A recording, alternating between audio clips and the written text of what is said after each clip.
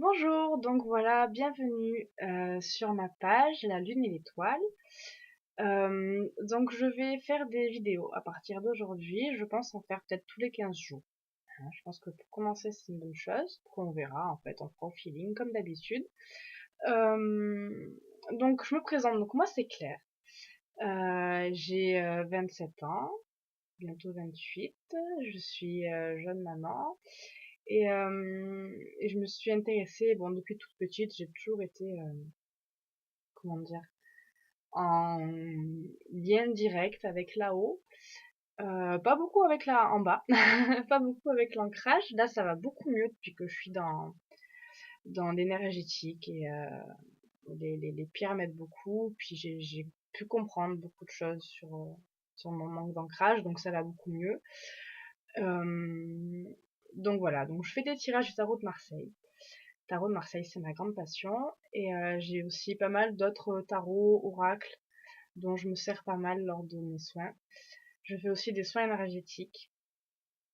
Et je suis très liée à la lune, que je ressens de plus en plus, que je comprends de mieux en mieux. Donc voilà, donc ça c'est pour les petites présentations. Ah oui, donc oui, la lune et l'étoile, donc c'est une association que j'ai créée pour pouvoir faire ce que je fais de manière officielle. Alors pourquoi une association? Déjà parce que j'adore l'énergie. J'adore l'énergie de l'association. Euh, pour moi, l'un des buts premiers de l'asso, ça reste de fédérer. Euh, J'aimerais bien, dans les années à venir, pouvoir créer un festival aussi pour que tout le monde puisse se rassembler. Puisque c'est ça, on est un. On est un, donc pour moi, il n'y a pas de concurrence, il n'y a pas de rivalité ou quoi que ce soit. Hein. Pour moi, on est frères et sœurs, hein, même si on se connaît pas. Et, euh, et donc voilà, donc j'ai préféré créer une association. Je trouve que c'est, je sais pas, je ressens beaucoup plus de bienveillance que si j'avais été auto-entrepreneur. Après, c'est ma vérité, hein, c'est pas, je dis pas ça parce que les auto-entrepreneurs ne sont pas forcément bienveillants. C'est totalement faux parce que je connais plein d'auto-entrepreneurs qui sont vraiment au top.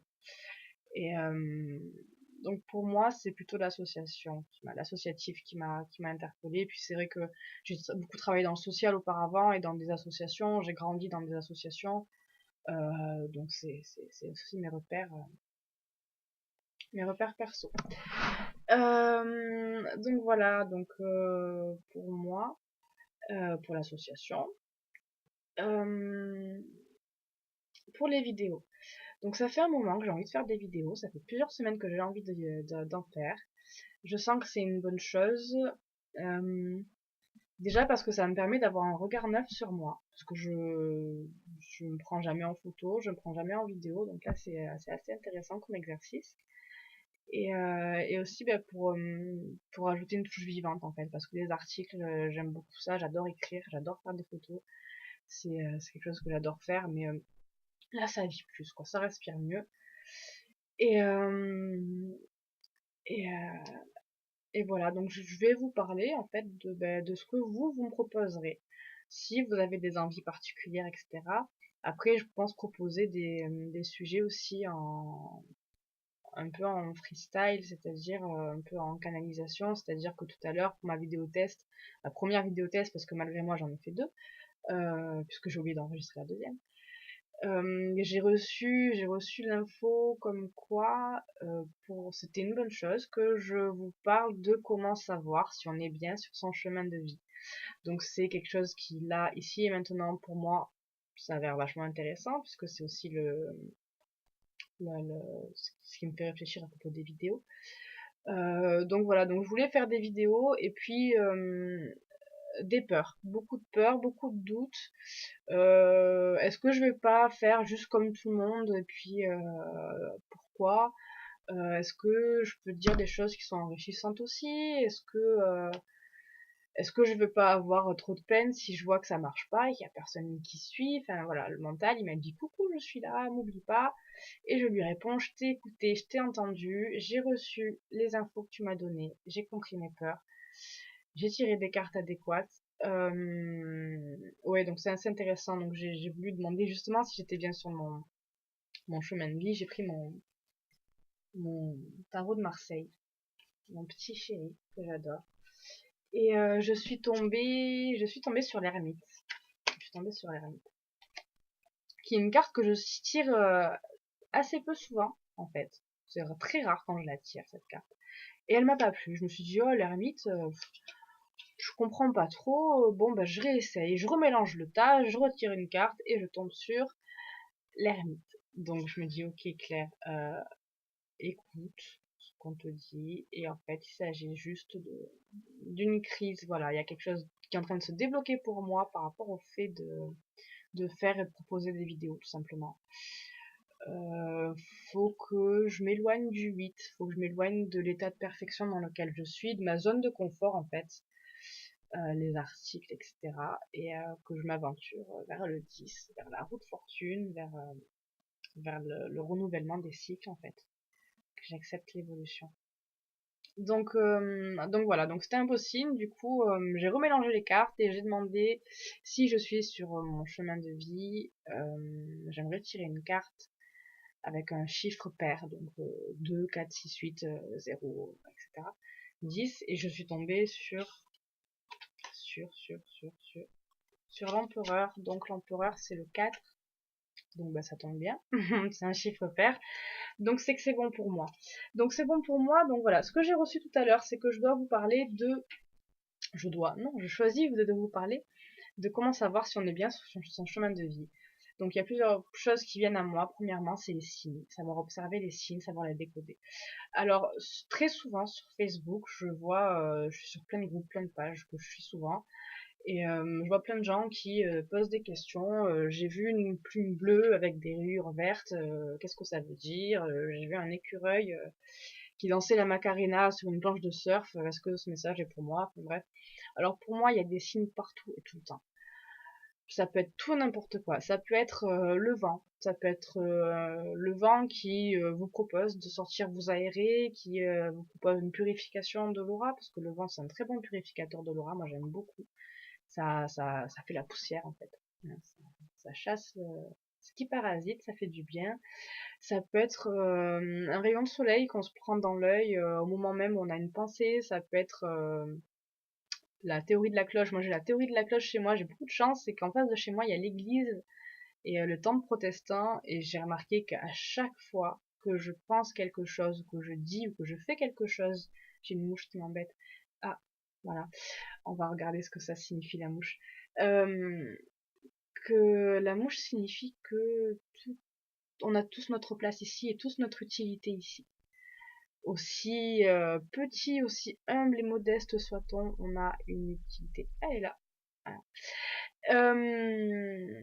Oui, donc la théorie de la cloche, c'est, ben voilà, à chaque fois que je pense quelque chose qui est positif pour moi, qui me pousse à avancer, qui me pousse à me remettre en question, ou qui juste me fait vibrer, me fait beaucoup de bien, paf, la cloche elle sonne, c'est magique, à chaque fois, et ça loupe jamais.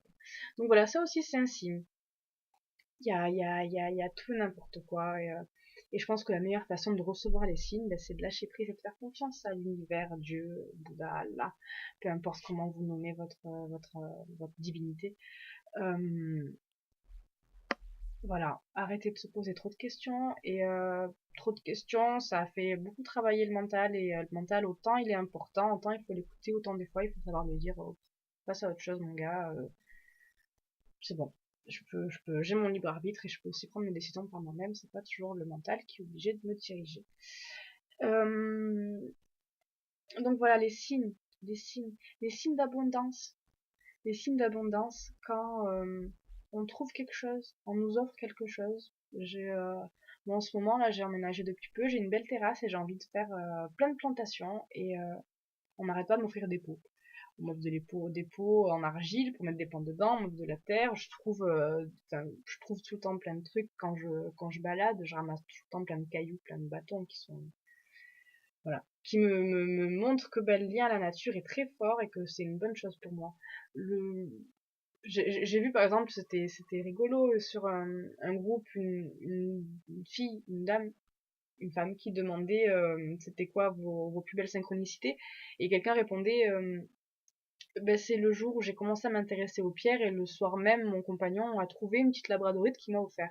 C'est ça aussi, c'est des signes, on reçoit ce qui est bon pour nous, et ce qu'on peut juger négatif, c'est aussi des signes, et c'est aussi bon pour nous. C'est-à-dire, par exemple, moi, je me suis déboîté un orteil le mois dernier, et je me suis déboîté un orteil du pied gauche, 1 ou 2 semaines, je sais plus, avant de passer mon permis. Et en fait, ce qui est vrai, ce que mon compagnon m'a dit, il avait pas tort du tout, c'est que bah, j'étais tout simplement pas prête à passer mon permis. J'ai des difficultés à gérer l'embrayage. Alors ça peut paraître bête, mais c'est comme ça, à gérer l'embrayage. Donc c'est le pied gauche, donc forcément c'est mon pied gauche qui m'a dit non, non, non, stop, stop, attends encore un petit peu, travaille encore un petit peu et tu l'auras plus tard. Donc voilà, ça peut être interprété comme négatif. Je me casse un orteil, ça fait super mal, je suis alitée, c'est relou, mais c'est pour mon bien, en fait. C'est toujours, toujours, toujours pour mon bien.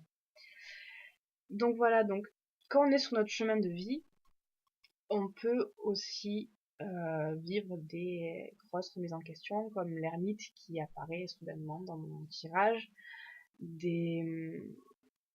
voilà, des sortes de court-circuitage. C'est important aussi de s'accorder des petits courts-circuits, s'accorder un peu de prudence, de repos, de recul. Prendre de l'élan pour mieux sauter, en fait, c'est ça. Et il y a pas mal de gens qui font ça et je trouve ça vraiment cool. De demander aussi à ces guides et ces êtres de lumière des petites pistes pour savoir si on est sur notre chemin de vie. Par exemple, s'il vous plaît, mes guides et êtres de lumière d'amour, je souhaiterais que d'ici la fin de la journée, je vois un écureuil pour me confirmer que je suis bien sur mon chemin de vie. Ça marche. Aussi surprenant cela soit-il, ça marche relativement bien. Et on peut aussi déterminer des signes avec soi, comme par hasard, tirer une carte et demander à tomber sur un chiffre pair, si on est sur notre chemin de vie, donc l'empereur, chiffre pair, donc c'est bien, c'est coordonné. Et puis, donc pour l'instant c'est un peu brouillon, parce que c'est vraiment la première vidéo que je fais, et hop, le mental, non. On enlève tout ça, donc j'espère que ça vous aura que ça vous aura appris des trucs sur moi, sur vous. Et puis, je pense que la chose la plus importante pour savoir si on est sur notre chemin de vie, c'est l'amour. L'amour, de toute façon, c'est le plus important, c'est la seule chose qui vaille la peine. Puisque tout est relié à l'amour ou à l'absence d'amour, donc à l'amour dans tous les cas. Comment savoir si je suis sur mon chemin de vie? Comment savoir si je pars vivre je sais pas, au Congo, c'est une bonne chose pour moi, bah, je vais me visualiser en train de déménager au Congo. Et je vais ressentir quoi? Est-ce que je vais ressentir de l'amour? Est-ce que je vais ressentir de la peur? Je vais ressentir de la peur, mais pourquoi? Est-ce que c'est juste la peur de me retrouver isolée? Ou est-ce que c'est un sentiment qui est vraiment profond et que j'arrive pas à expliquer? Est-ce que c'est quelque chose que je peux démanteler facilement? Ou est-ce que ça vient du fin fond de mes tripes comme si c'était une voix extrasensorielle qui s'exprimait à travers mon corps? C'est quoi les bonnes choses pour moi? Voilà. Il y a des exercices de kinésiologie aussi qui sont vachement intéressants pour ça. Petit clin d'œil à Manika et Caro. Donc voilà. Donc pour aujourd'hui, ce sera tout. Je... En fait, là, je suis pas trop ancrée. Parce que je suis contente, parce que je plane un peu à 10 000, parce que voilà, parce que je quitte cet état de perfection, je quitte ce monde connu et je m'accorde le droit de faire des erreurs pour pouvoir avancer. Je m'accorde le droit de ne pas être trop exigeante envers moi-même et juste de laisser couler. Et voilà, pour cette première vidéo, ce que j'aimerais surtout qu'on retienne, c'est pas forcément ce que je dis ou ce que je fais, c'est plutôt ce message-là, qu'on a le droit d'être qui on mérite ce qu'il y a de mieux pour nous, peu importe qui on est, peu importe ce qu'on fait, peu importe nos choix de vie. On est semblable à la mouche. La mouche, elle permet au corps de se décomposer, et du coup, elle permet à la terre de se nourrir. C'est important, et des fois, elle nous embête un peu parce qu'elle fait bzz bzz dans nos oreilles, mais merci, merci la mouche, et merci l'univers. Donc, ce sera tout pour aujourd'hui. elle est là. Sur mon troisième œil, elle est là. Donc voilà, bientôt je vous proposerai une vidéo sur le tarot de Marseille, hein. Je me sens un peu obligée parce que c'est très important pour moi, hein. C'est mes meilleurs amis. Et tiens, voilà, je reçois une info, là, je vais tirer une carte pour vous. C'est-à-dire une carte pour l'énergie collective qu'il y a dans les personnes qui visionnent, qui vont visionner la vidéo. Cette vidéo, énergétiquement, aura aussi pour but de vous aider à accéder à votre propre chemin de vie. Et si vous y êtes déjà, bah, vous aider à ressentir de la reconnaissance et de la gratitude. Donc la carte que je vais tirer pour les personnes qui regardent ma vidéo, et je vous souhaite qu'elle vous accompagne tout le long que ce sera nécessaire pour que les gens puissent être en adéquation avec leur chemin de vie. Ah ah, l'arcane sans nom. Très belle carte, que j'aime énormément. L'arcane sans nom. Délestez-vous de ce qui vous encombre, de ce qui est trop lourd pour vous. Et sachez, essayez de remettre à la terre ce que vous ne voulez plus. Rendez-lui. Et on peut se délester de ce qui nous encombre. On a le droit aussi, on a le droit au bonheur, on a le droit à la renaissance. Voilà, c'est ce qu'elle nous dit en fait cette carte, hein. La mort, tout ça, la mort c'est allégorique aussi, hein, puisque la mort, est-ce qu'elle existe vraiment, puisque comme on le sait, on se réincarne continuellement. La mort de quoi? La mort du corps physique. C'est pas le corps physique qui fait l'univers, hein. C'est bien plus que ça. L'arcane sans nom, la 13. Voilà. Sachez aussi jeter un œil dans votre lignée, dans votre généalogie. Si la plupart de vos ancêtres, de vos parents étaient passionnés par l'écriture, peut-être poser des questions. Est-ce que vous aimez écrire? Si beaucoup de personnes dans votre lignée, je sais pas, ont un magnétisme très puissant, est-ce que vous-même vous l'avez développé ou pas? Quels sont les cadeaux que nous ont laissés nos ancêtres? Et qu'est-ce qu'on peut faire, nous, à notre échelle, pour laisser des cadeaux à nos enfants? Pour apprendre à nos enfants qu'ils ont le droit aussi d'être sur leur chemin de vie, aussi chaotique soit-il, ou aussi serein soit-il. La vie n'est pas un long fleuve tranquille. C'est tout pour moi, ça fait 2 fois que je le dis, donc cette fois c'est la bonne. Donc je vous laisse avec l'énergie de la carte 13. Je vous souhaite beaucoup d'amour, toujours beaucoup d'amour. Et n'hésitez pas à me contacter si vous avez des questions, si vous voulez que j'éclaircisse quelque chose, ou même si vous avez, tiens, pour une première vidéo, je vais accepter de recevoir plein de critiques.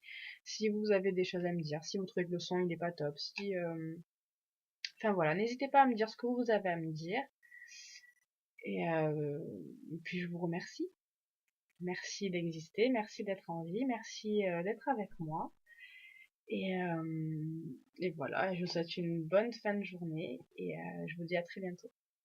Au revoir!